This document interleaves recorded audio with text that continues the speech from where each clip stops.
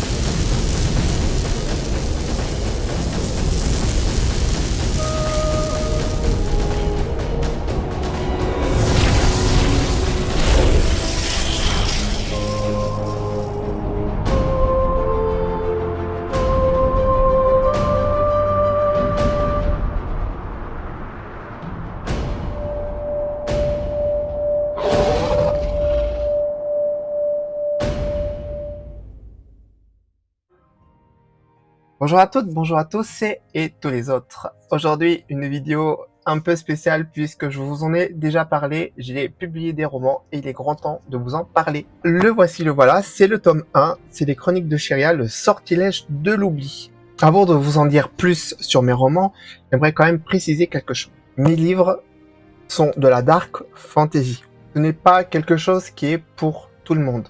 Déjà, il faut être majeur, car ce sont des romans pour adultes et qui traitent des sujets de dark fantasy. Donc dans la dark fantasy, qu'est-ce qu'on retrouve? On retrouve de la transgression, on retrouve du sexe, de la violence, mais pas que. Il y a plein de sujets qui sont abordés, c'est pour un public averti. C'est pour ça que je vous mets en garde avant de vous lancer dans ce genre de lecture. J'ai un style qui est très viscéral, qui est très descriptif, très cru. C'est pour ça que j'ai mis en place des avertissements. Ces avertissements sont là pour anticiper un passage que j'ai estimé trop compliqué, trop difficile pour tout le monde. Même si on est dans de la dark fantasy, il y a quand même des passages qui peuvent choquer certains. Donc, j'ai mis en place ces avertissements pour permettre au lecteur de choisir s'il veut ou pas lire le passage en question. Sachez que même si vous décidez de sauter le passage, vous ne perdez absolument pas le fil narratif de l'histoire. Il n'y en a pas énormément dans le premier tome, parce que le premier tome, c'est un tome où j'instaure mon univers, je mets en place les mécaniques de base, je présente les personnages, je les fais se rencontrer.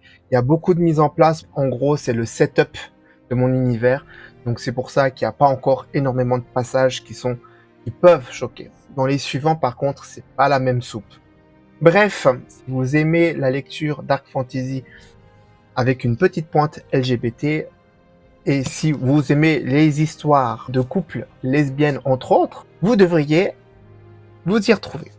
Voilà pour une petite description rapide de mon œuvre.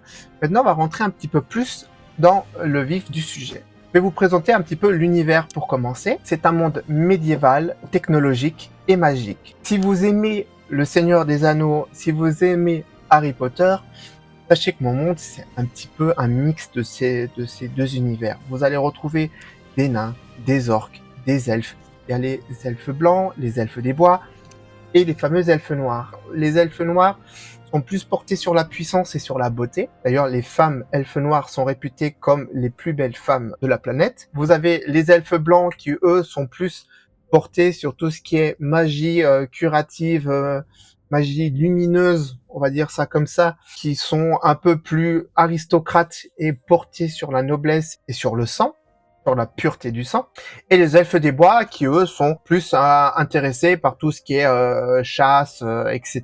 Les nains, eux, sont le cliché classique des nains, c'est les artisans, c'est vraiment le minerai, la forge, la mine. Ce sont aussi ceux qui vont s'occuper de tout ce qui est bâtiment administratif. Alors, le grand classique dans les MMORPG, ce sont les banques. Bref, il y a, pour finir, les humains qui sont considérés comme la race originelle, celle qui a engendré toutes les autres, considérés par les autres races comme étant primitives.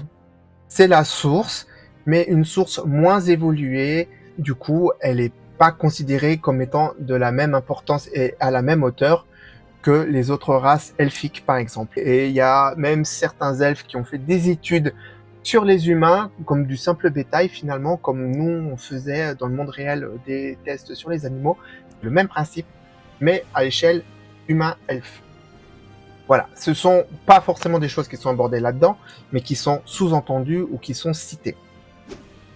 Alors, évidemment, vous aurez compris que les chroniques de Shiria, en fait, le personnage principal, c'est Shiria. Ce n'est pas un roman biographique. Je m'identifie pas au personnage. Elle ne vit pas des choses que j'aurais pu vivre dans mon enfance ou dans ma vie de tous les jours. Ça ne relate pas des événements qui se sont produits pour moi ou pour mon entourage. C'est un personnage auquel j'ai donné mon pseudo. Parce que tout simplement, à l'époque, quand je jouais au MMORPG, etc., j'ai tout simplement donné au personnage le pseudo que j'utilisais tout le temps dans mes jeux.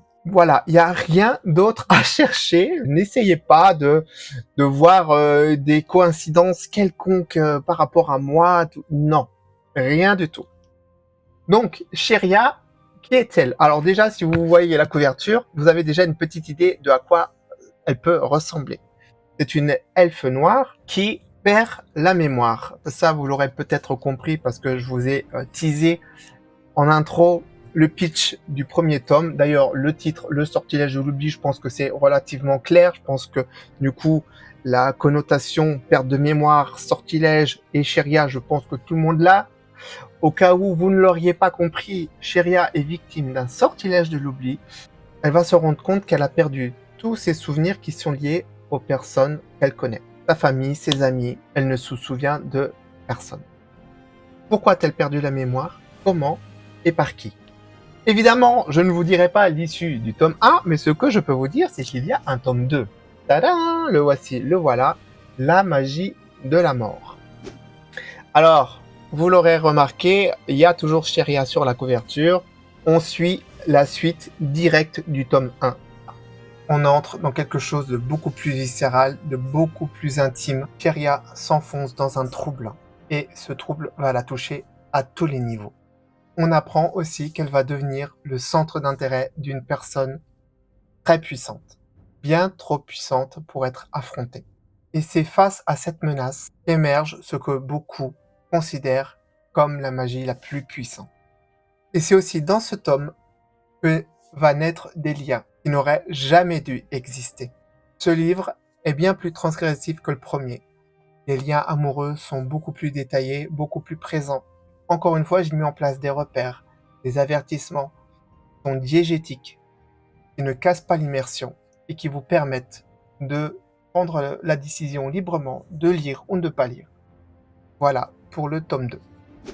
Alors c'est paradoxal, mais le tome 3, je ne l'ai pas en format papier, tout du moins. Par contre, du coup, je vais vous afficher quelque part, je ne sais où, là, en plein écran, la couverture du livre.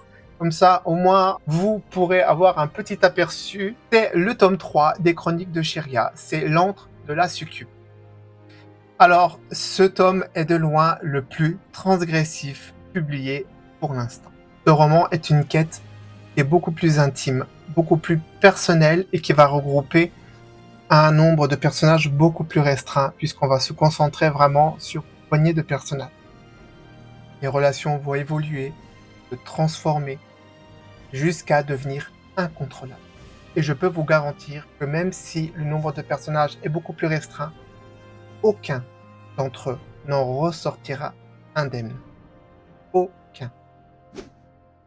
Et enfin, un petit bonus. C'est un livre que j'ai publié en parallèle du tome 3. Ils sont sortis en simultané. Le voici, le voilà, l'encyclopédie des succubes par Rotus. Vous ne verrez pas mon pseudo d'autrice sur ce livre. Pourquoi? Parce que ce livre est un artefact C'est ce que les geeks appellent des goodies.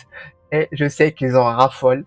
C'est une relique, c'est un objet vraiment spécial qui est diégétique au tome 3.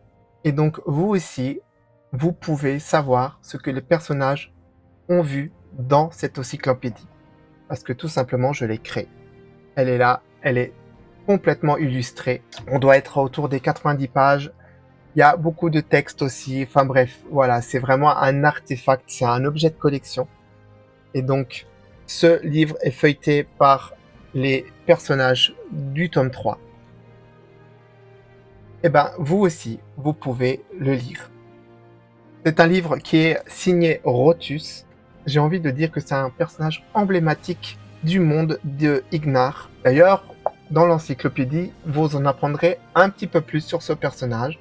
Vous connaîtrez son histoire, son enfance, qu'est-ce qui l'a amené à devenir explorateur. Bref, vous apprendrez beaucoup de choses sur Rotus qui n'est pas du tout abordé dans les 3 tomes du livre. Donc, c'est vraiment quelque chose à part. Et d'ailleurs, ça vous permettra également d'en apprendre un petit peu plus sur les succubes de mon univers, qui sont légèrement différentes, avec différentes races. Chacune est détaillée, décrite et illustrée. Voilà, donc si cet univers vous parle, si je vous ai donné envie, eh bien, vous pouvez le faire vivre avec moi. Tout simplement en partageant cette vidéo, en la likant, en commentant. Faites exister cette vidéo. Si vous me donnez de la force, alors je peux vous proposer quelque chose en retour. Un objet de collection directement inspiré de mon univers. Une édition ultra limitée. C'est une poupée BJD pour ceux qui l'auront reconnue. Alors là, je ne vous présente pas celle que je vous propose, mais un des modèles que je construis moi-même, imprimés en 3D résine. Et donc ce que je vous propose, c'est tout simplement une poupée à l'effigie de Chiria. Je n'en ferai pas beaucoup. Elles seront toutes systématiquement signées et numérotées. Elles seront toutes faites à la main. Pour ceux qui connaissent les BJD, c'est ce qu'on appelle des 1/3. C'est des 60 cm. Voilà. Donc si ça vous intéresse, si ça vous plaît, partagez, likez, commentez. Faites vivre cette vidéo, aidez-moi, donnez-moi de la force. Et ensemble, on va pouvoir créer cette poupée à l'effigie de Chiria. Voilà, donc j'espère que cette vidéo vous aura plu. Je vous mets le lien en description et je vais aussi vous afficher un QR code. Vous le flashez, ça vous emmène directement sur mes livres. Ils sont disponibles sur Amazon. Vous pouvez l'avoir en format numérique ou en format papier, sauf une exception, l'encyclopédie des succubes. Cette encyclopédie est uniquement disponible en version reliée, illustrée couleur. Pourquoi? Parce que c'est un objet de collection, c'est un format que je veux réel, tangible, et ça ne lui rendrait vraiment pas justice d'être en numérique, et la mise en page serait complètement fucked up.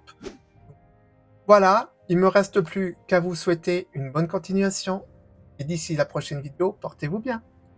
Bye bye.